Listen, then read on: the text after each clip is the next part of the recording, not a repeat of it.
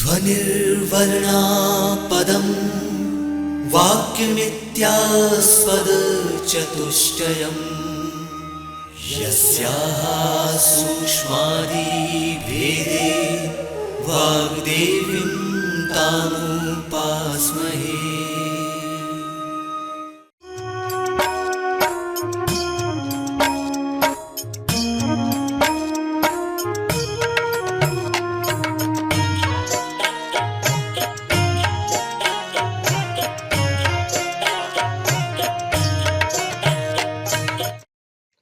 नमस्कार मित्रों, मैं प्रोफेसर सुनील गोयल, प्राध्यापक एवं डीन, समाज विज्ञान एवं प्रबंधन अध्ययनशाला तथा कृषि एवं ग्रामीण विकास अध्ययनशाला, डॉक्टर BR अम्बेडकर सामाजिक विज्ञान विश्वविद्यालय, डॉक्टर अम्बेडकर नगर, महू, इंदौर, मध्य प्रदेश।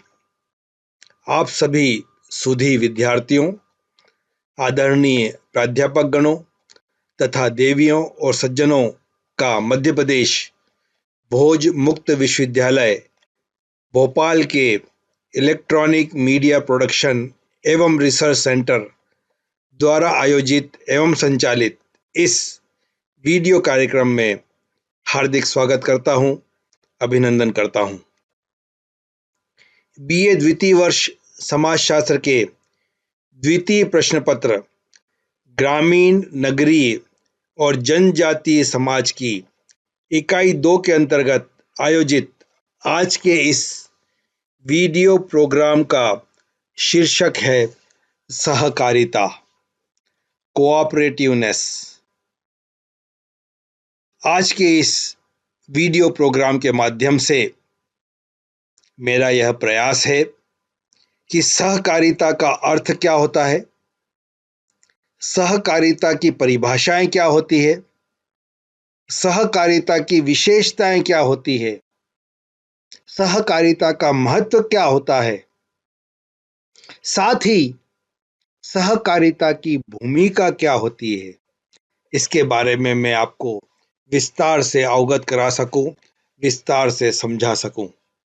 मुझे पूरा विश्वास है सहकारिता की अवधारणा से आप इस वीडियो प्रोग्राम को सुनने के पश्चात भली भांति रूप से समझ सकेंगे, इसके बारे में अवगत हो सकेंगे। तो आइए शुरुआत करते हैं सहकारिता की अवधारणा से। सहकारिता का अर्थ आखिर होता क्या है? सहकारिता किसे कहते हैं? सहकारिता का मतलब क्या होता है? सहकारिता शब्द से हमारा अभिप्राय है सहकार्य। यदि मैं इसका संधि विच्छेद करना चाहूं तो यह 2 शब्दों से मिलकर बना है, सह धन कार्य। शाब्दिक दृष्टिकोण से यदि मैं बात करूं तो सहकारिता का अर्थ होता है मिलजुल कर काम करना, मिलजुल कर कार्य करना। सहकारिता के अंतर्गत 2 या 2 से अधिक व्यक्ति साथ मिलकर काम करते हैं। कोई भी मनुष्य अपनी आवश्यकताओं की पूर्ति अकेले तो कदापि नहीं कर सकता। उसे अन्य लोगों के सहयोग की आवश्यकता पड़ती है, उसे अन्य लोगों को अपना सहयोग भी देना पड़ता है। और मित्रों, इसी से ही सहकारिता जैसी अवधारणा का जन्म हुआ है। सहकारिता से आशय निर्बल, अशक्त और निर्भर लोगों का परस्पर रूप से सहयोग करना है। ऐसे निर्बल, अशक्त और निर्धन लोगों को आगे बढ़ाना है, उनका उत्थान करना है ताकि वे सामाजिक आर्थिक लाभों को प्राप्त कर सके जो शक्तिशाली और धनी लोगों के पास उपलब्ध है। और इसी दृष्टिकोण से सहकारिता समिति एक ऐसी स्वैच्छिक संस्था होती है जिसमें कोई भी सम्मिलित हो सकता है। समिति के सभी सदस्यों के समान अधिकार, समान उत्तरदायित्व निर्धारित होते हैं और सहकारिता को यदि समझना है तो सहकारी समितियों को भी समझना अत्यंत आवश्यक हो जाता है। परंतु इसके पूर्व आइए एक नजर डालते हैं कि सहकारिता को विभिन्न वैज्ञानिकों ने किस प्रकार से परिभाषित किया है। क्या कहना है विभिन्न वैज्ञानिकों का?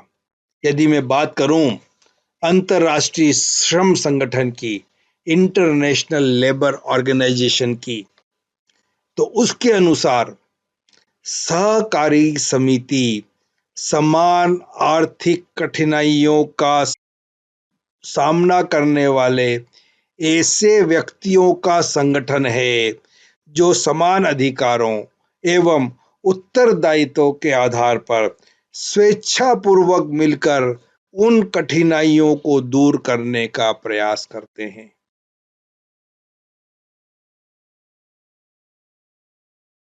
यदि मैं समाज वैज्ञानिक प्लंकेट की बात करूं तो उन्होंने सहकारिता संगठन के अनेक कार्य बताए हैं।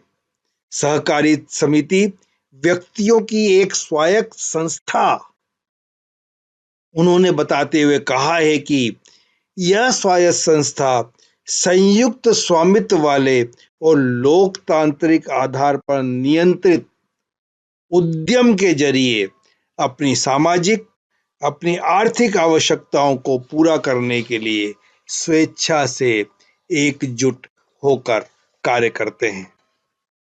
समाज वैज्ञानिक जेपी सिंह कहते हैं, सहकारिता एक ऐसी स्वैच्छिक अवस्था है जिसमें संपत्ति, जिसमें पूंजी पर किसी व्यक्ति का अधिकार नहीं बल्कि सभी वस्तुओं पर सभी का समान अधिकार होता है।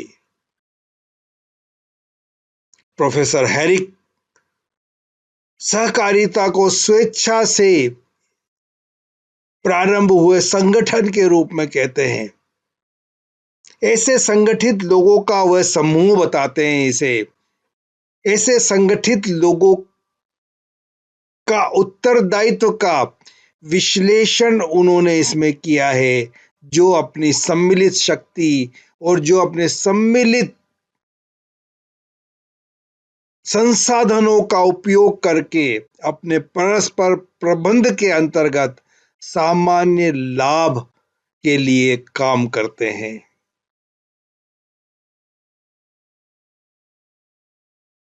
मित्रों, भारत में सहकारी प्रयासों की औपचारिक शुरुआत सन 1904 में ही हो गई थी। राष्ट्रीय सहकारिता संघ NCUI की स्थापना सन 1929 में सहकारी आंदोलन के शीर्ष संस्थान के रूप में की गई थी। तो ये तो बात हो गई सहकारिता का अर्थ क्या होता है, सहकार का मतलब क्या होता है और साथ ही सहकारिता को किस प्रकार से परिभाषित किया जा सकता है।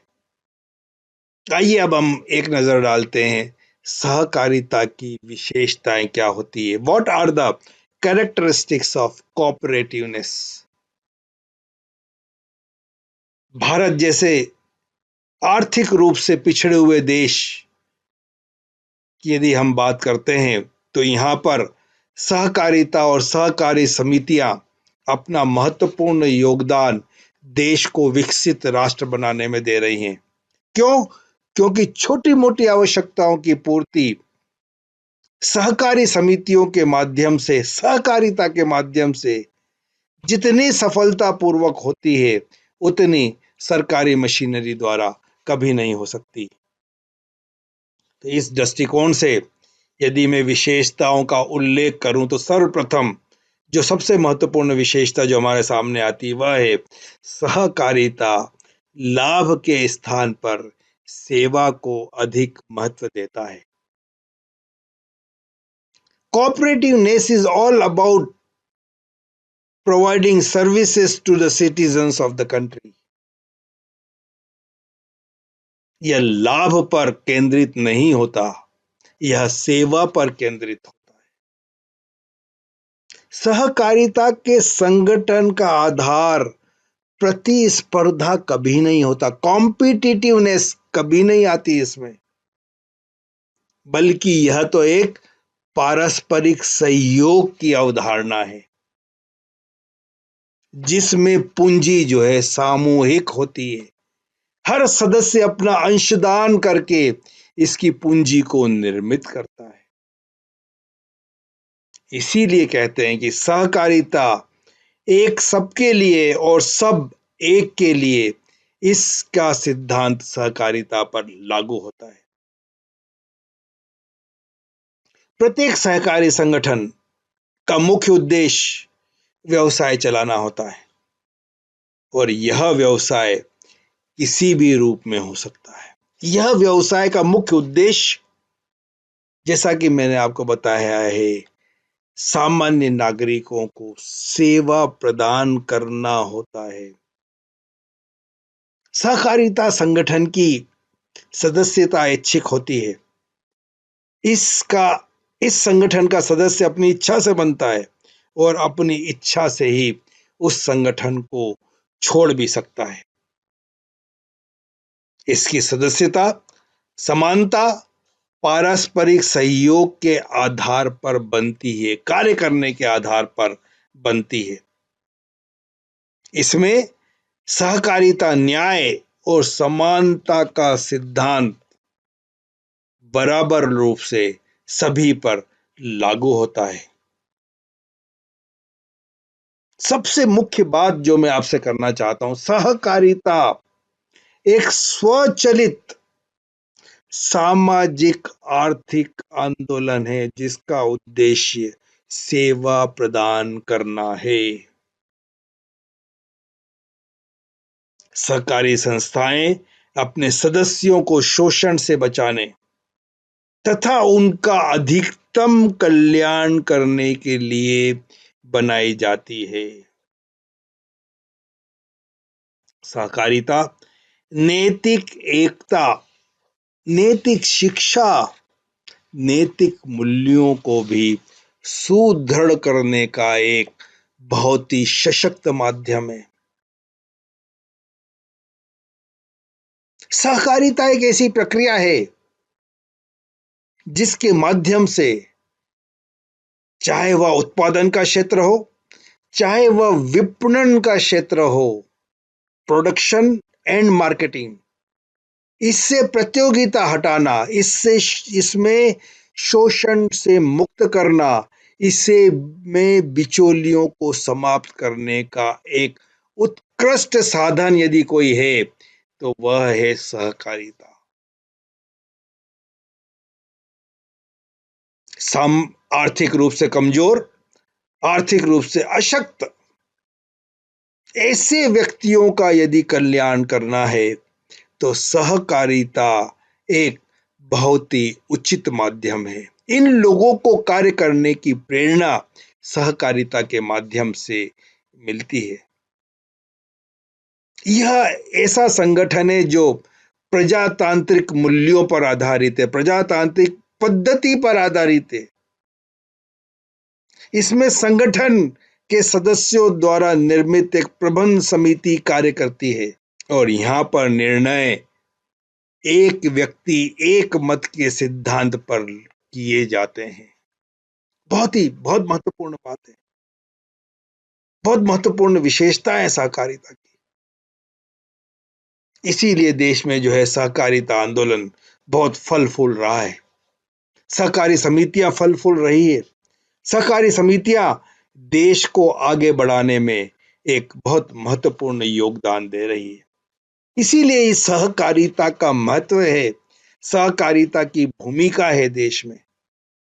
आर्थिक विकास में लगातार अपना योगदान दे रही है, सहायक सिद्ध हो रही है। उत्पादन में वृद्धि की संभावनाएं लगातार सहकारिता से बढ़ रही है। यही ग्रामीण क्षेत्रों में वह संस्थाएं हैं, सहकारी संस्थाएं हैं, जो कृषकों को कम ब्याज पर ऋण उपलब्ध करा रही हैं।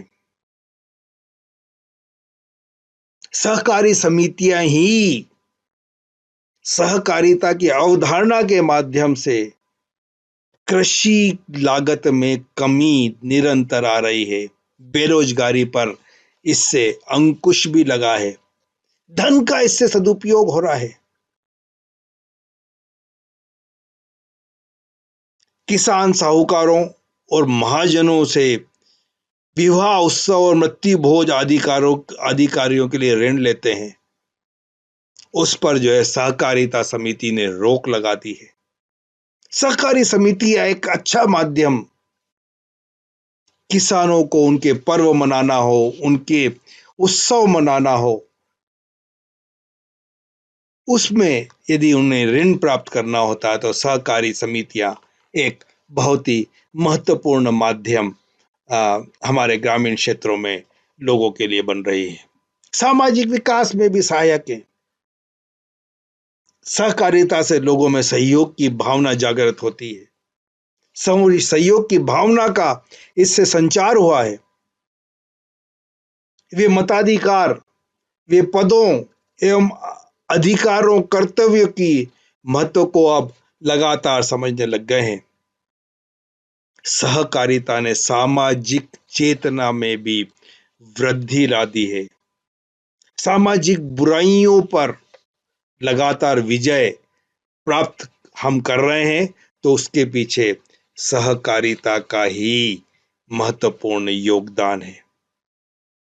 अशिक्षा की बात करें, अज्ञानता की बात करें, अंधविश्वास की बात करें या बेरोजगारी की समस्या को दूर करने की बात करें, तो सहकारिता, सहकारी समितियां इसमें एक बहुत बड़ा योगदान देश में दे रही है।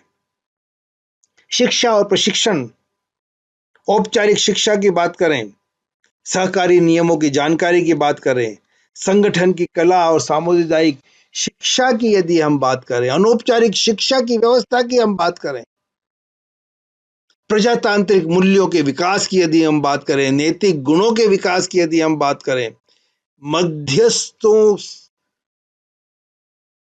की से किसानों को मुक्ति दिलाने की यदि हम बात करें, उनके द्वारा किए जा रहे शोषण से मुक्ति दिलाने की यदि हम बात करें, राजनीतिक चेतना के विकास की हम बात करें, तो निश्चित तौर पर इन सभी में सहकारिता की भूमिका की चर्चा करे बगैर यह पूर्ण नहीं हो सकता।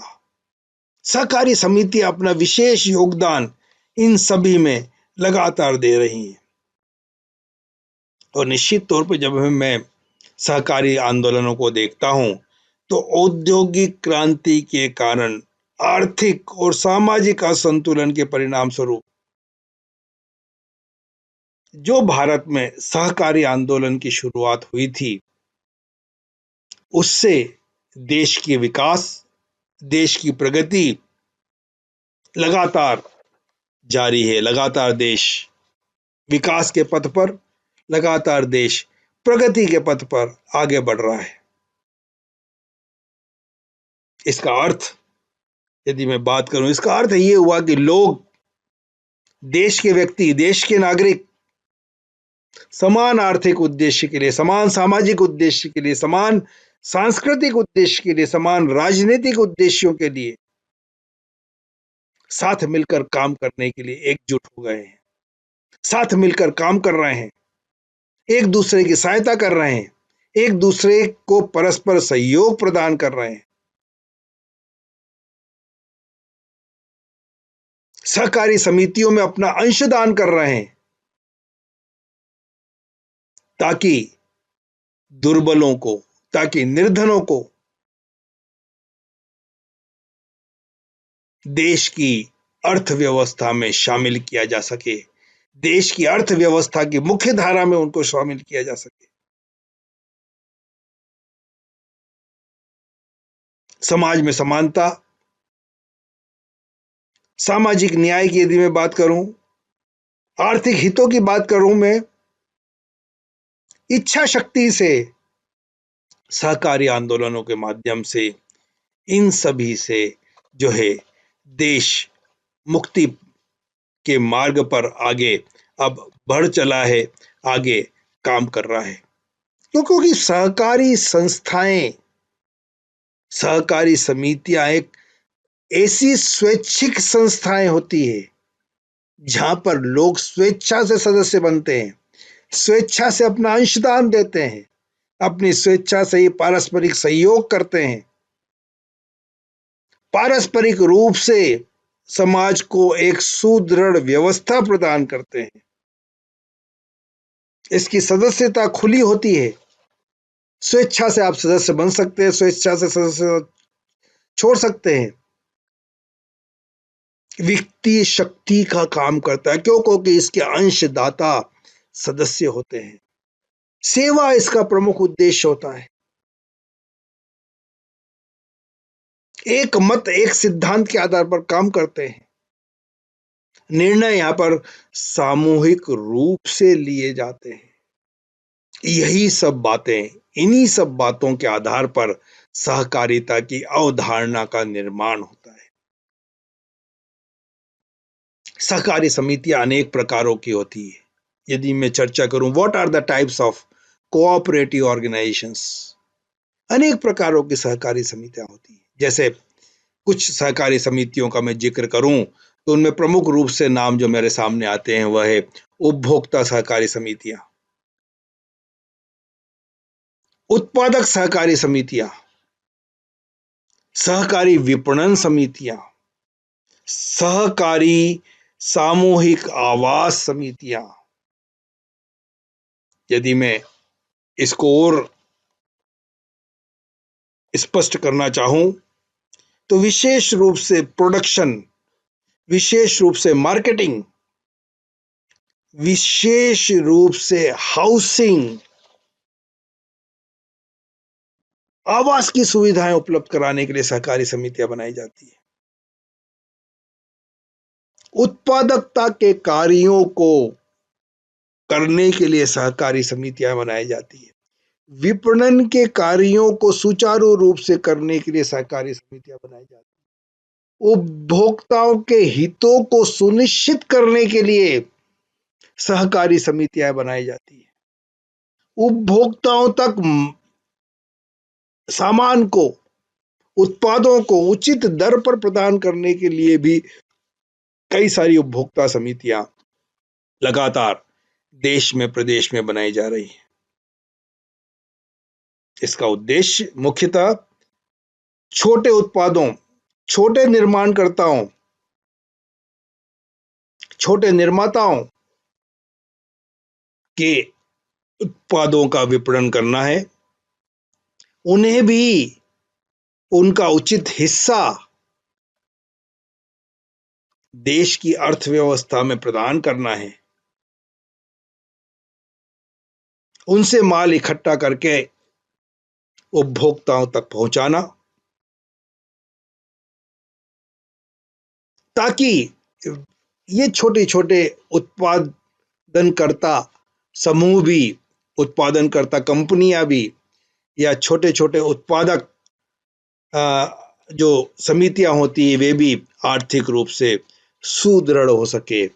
इसी उद्देश्य को ध्यान में रखकर अनेक सहकारी समितियां उपभोक्ताओं के क्षेत्र में, उत्पादन के क्षेत्र में और खास तौर से विपणन के क्षेत्र में भी काम करती है। आवास समितियां भी लगातार जो है काम कर रही हैं। और इसको स्थापित करने के पीछे अनेक लाभ जो है हमको दिखाई देते हैं। क्या क्या लाभ हैं, सहकारी समितियां क्यों स्थापित की जाती, इसके इसके लाभ यदि मैं चर्चा करना चाहूं तो मुख्यतः क्योंकि सहकारी समितियां ऐसे स्वैच्छिक संगठन होते हैं जो पूंजीवादी और समाजवादी दोनों प्रकार के आर्थिक तंत्रों में पाई जाती है। इस पर नियंत्रण लोकतांत्रिक तरीके से होता है। यह बहुत बड़ा लाभ है। कोई एक व्यक्ति अपना निर्णय संगठन पर नहीं थोपता है और इसका प्रबंधन लोकतांत्रिक तरीके से होता है। एक व्यक्ति एक मत के आधार पर यहाँ पर निर्णय लिए जाते हैं, यहाँ पर फैसले लिए जाते हैं। सदस्यता खुली होती है, कभी भी कोई भी व्यक्ति इसका सदस्य बन सकता है और स्वेच्छा से ही सदस्यता छोड़ भी सकता है। सदस्यों के बीच में लाभ को समान रूप से बांटा जाता है, उसका वितरण, लाभ का वितरण अंश पूंजी के आधार पर समान रूप से होता है। यानी कि इसका लाभ एक मालिक विशेष की जेब में न जाकर जिनके पास में इसकी अंश पूंजी होती है उनके पास समान रूप से इसका वितरण होता है। सीमित देनदारियां होती है इसकी, क्योंकि इसमें जो निवेशित पूंजी है वह सदस्यों की है और इसका उद्देश्य केवल सदस्यों को सहकारिता की भावना से अवगत कराना, सहकारिता की भावना का प्रचार प्रसार करना, सहकारिता की भावना को ग्रामीण विकास में स्थापित करना, सहकारिता की भावना से उपभोक्ताओं का विकास किस प्रकार से हो सकता है, उपभोक्ताओं को किस प्रकार से लाभ प्रदान किया जा सकता है, उत्पादक समितियों को, विपणनकर्ता समितियों को किस प्रकार से लाभ प्रदान किया जा सकता है, ग्रामीण लोगों को बिचौलियों से किस प्रकार से मुक्त किया जा सकता है। इसके उद्देश्य यही है, इसके पीछे की भावना यही सब होती है। इसीलिए इसकी देनदारियां बहुत ही सीमित होती, स्थिर जीवन होता है इसमें, क्योंकि सहकारी समितियों का कार्यकाल दीर्घकाल तक चलता और बहुत ही स्थिरता के साथ चलता है। किसी सदस्य की मृत्यु होना, किसी का दिवालिया होना, किसी का पागलपन होना या किसी की सदस्यता के त्याग पत्र देने मात्र से ही सहकारी समिति का अंत नहीं हो जाता। यह निरंतर चलने वाली एक प्रक्रिया है, इससे इसके अस्तित्व पर कदापि प्रभाव नहीं पड़ता, निरंतर चलती रहती है ये प्रक्रिया। यही सब गुणों की वजह से देश में सहकारी आंदोलन लगातार मजबूत होता जा रहा है, लगातार अपना प्रभाव लोगों के आम जीवन पर, लोगों के आर्थिक रूप से सुदृढ़ीकरण में अपना प्रभाव लगातार दे रहा है। ये तो हमने बात की सहकारिता के लाभों की। कुछ सीमाएं भी होती है, सहकारिता की कुछ सीमाएं भी होती है। जब हम लाभों की बात करते हैं तो इन सीमाओं की चर्चा करना भी अत्यंत आवश्यक हो जाता है, क्योंकि लाभों की चर्चा सीमाओं के बगैर, सीमाओं की चर्चा करे बगैर अधूरी ही मानी जाती है।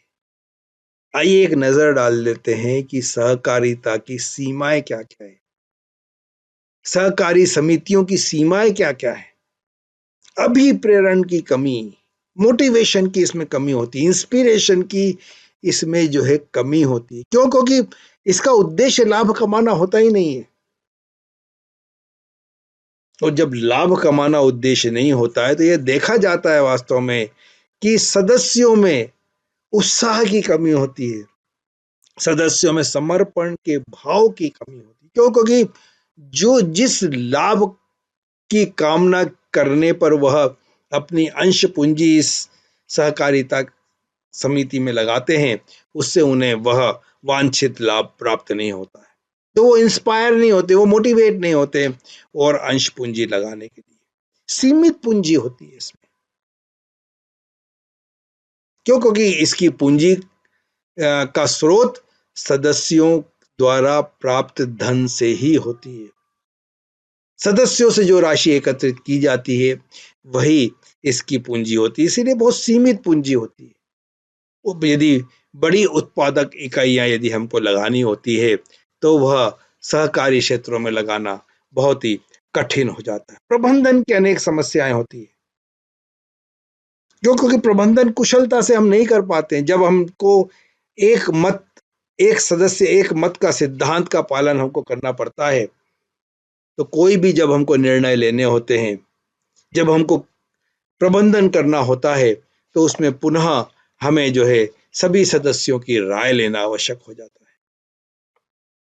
है। इस वजह से कर्मचारियों के पारिश्रमिक की हम बात करें, कर्मचारियों की पदोन्नति की बात करें या कर्मचारियों को दिए जाने वाले लाभों की बात करें, उस पर निर्णय समय पर कई बार नहीं हो पाते हैं, जिससे अनेक प्रबंधन की समस्याएं इसमें उत्पन्न हो जाती है। प्रतिबद्धता का अभाव होता है इसमें। सहकारी समिति की सफलता उसके सदस्यों की निष्ठा पर निर्भर करती है और इसे ना तो आश्वस्त किया जा सकता है, ना आप इसे बाध्य कर सकते हैं। सहयोग की कई बार कमी होती है, व्यक्तिगत मतभेद होते हैं सदस्यों में, कई बार अहम का भाव होता है सदस्यों में, कई बार सदस्यों के बीच कई बार निर्णयों को लेकर तनाव उत्पन्न हो जाता है, गुट बन जाते हैं कई बार। कतिपय सदस्यों के स्वार्थपूर्ण रवैयों के कारण कई बार इस प्रकार की सहकारी समितियां बंद भी कर देनी पड़ जाती है। तो ये सब सहकारी समितियों की सीमाएं होती है, जिसके बारे में मैंने आपसे चर्चा करने का इस वीडियो प्रोग्राम में प्रयास किया है। मित्रों, आज के इस वीडियो प्रोग्राम का शीर्षक सहकारिता। इसके अंतर्गत मेरा यह प्रयास रहा है कि सहकारिता का अर्थ क्या होता है, सहकारिता की परिभाषाएं क्या होती है, सहकारिता की विशेषताएं क्या होती है, सहकारी समितियां कितने प्रकारों की होती है, इसके लाभ क्या हैं, इसकी सीमाएं क्या हैं, इन सब बातों को लेकर मैंने सहकारिता की अवधारणा को आपके समक्ष प्रस्तुत करने का प्रयास किया है, आपको समझाने का प्रयास किया है। उम्मीद है अब आप सहकारिता की अवधारणा से भली भांति परिचित हो चुके होंगे। मेरी समय की सीमा है, इसी के साथ मैं अपनी वाणी को यहीं पर ही विराम देता हूं। पुनः अगले वीडियो प्रोग्राम में आपसे भेंट होगी। जय हिंद, जय भारत, वंदे मातरम। परीक्षाओं के लिए बहुत बहुत शुभकामनाएं। नमस्कार।